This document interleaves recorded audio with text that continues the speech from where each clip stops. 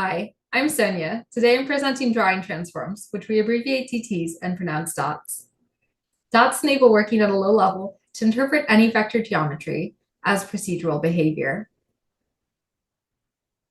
And let us create complex procedural animations, like what can be made through a textual programming language, using drawing. Early visions of HCI research showcase the power of combining abstraction from programming with the immediacy of direct manipulation. These opportunities are especially powerful for visual media. Artists can use procedural authoring to enact parametric control across many domains.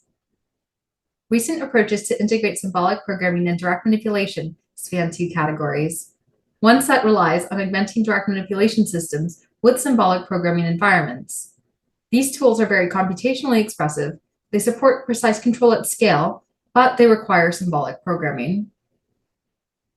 The second set relies exclusively on graphical interaction, where visual objects on the canvas define procedural relationships, such as constraints, distributions, and sequential behavior. These tools are more likely to fit into the workflows of people experienced with direct manipulation, but they have limitations that conflict with procedural authoring. First, they often restrict creators to using predefined mapping behaviors. Fixed, high-level data types restrict the range of outcomes and target specific visual domains. Second, each system is domain-specific and geared towards producing one kind of output. They use different representations to create similar procedural behavior. This is not a limitation of any single pre-existing tool. However, if you consider the landscape of visual creativity support tools, this trend of research geared towards tool development for a single domain of visual media has detracted from developing a framework that enables artists to move across tools and domains without having to learn specific representations for each individual space. To address this challenge, our objective was to create a generalizable graphical interaction for procedural authoring. Our approach consisted of designing a primitive with a high degree of expressiveness that would let creators use any hand-drawn geometry to describe custom procedural transformations. In order to understand how we might do this, we analyzed the design space of state-of-the-art procedural direct manipulation tools and interviewed professional motion graphics artists. We found that artists relied on representations of groups of artworks, prioritized manual input to create expressive opportunities based on embodied knowledge, and controlled the timing properties of groupings of multiple elements. Please see our paper for additional details. Our analysis informed three intersecting design objectives. First, any geometry should be interpretable as procedure. Second, geometry should determine the behavior of low-level procedural relationships. Third, our method should generalize to affording procedural control of stylistic, spatial, and temporal qualities of visual output, as well as the behaviors that integrate these properties. Now I'll explain our main contribution. A dot is a direct manipulation primitive that uses drawing to author low-level transformations of target artwork through a parameterization of arbitrary vector paths. Compared to existing procedural direct manipulation, a dot is akin to a low-level programming representation, more expressive and more complex with a greater range of parameters. Dots interpret input geometry to transform the spatial, stylistic, and timing properties of a target. Input geometry consists of one or more continuous, closed, or open vector graphic paths with a start and end point. A dot procedurally transforms a target, a graphical element. In practice, targets are individual vector graphics or ordered collections of vector graphics. Because dots themselves contain vector graphic input geometry, they can also function as targets and be transformed by other dots. Dots are composed of 5 parameters. I'll explain each of them in turn. First, geometry parameterization controls how a dot interprets the input geometry path as a function. This enables using one or more vector paths to define functions with respect to indices in a collection or time. Parameterization is based on evenly spaced segments using either the x-axis of the input's bounding box or the input path length. X-value and path length parameterization are like segmenting artwork using either a straight edge or flexible tape measure. Each segment outputs the x, y value and path length, as well as the segment index. Segment indices can then be mapped to indices in a collection or across time. That way, paths can be used to represent a function across a distribution or across time. Second, property mappings control how the values from the geometry parameterization are mapped to the target artwork.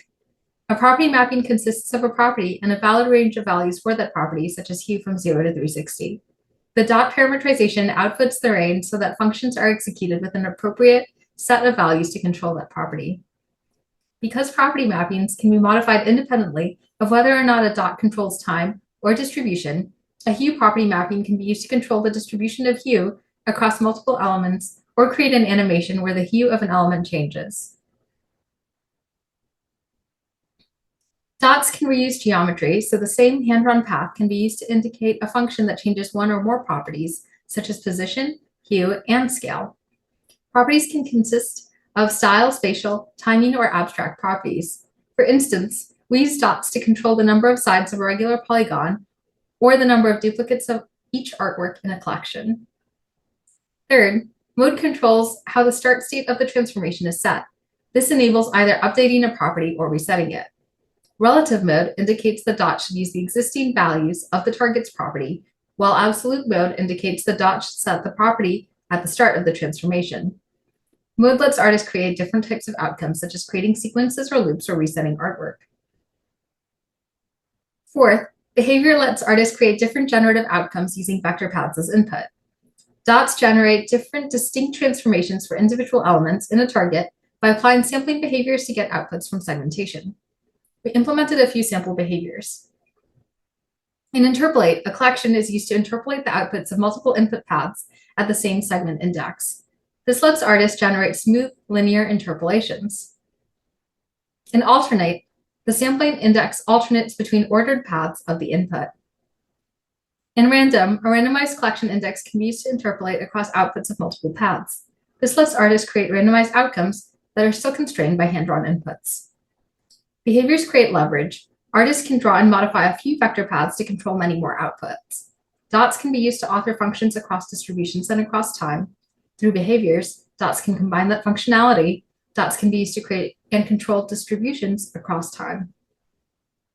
Fifth, playback points let artists define callbacks using events triggered by changes in artwork. Playback points consist of trigger value pairs. Artists select triggers that are defined as geometric conditions that are met during the evaluation of a dot, such as a slope change.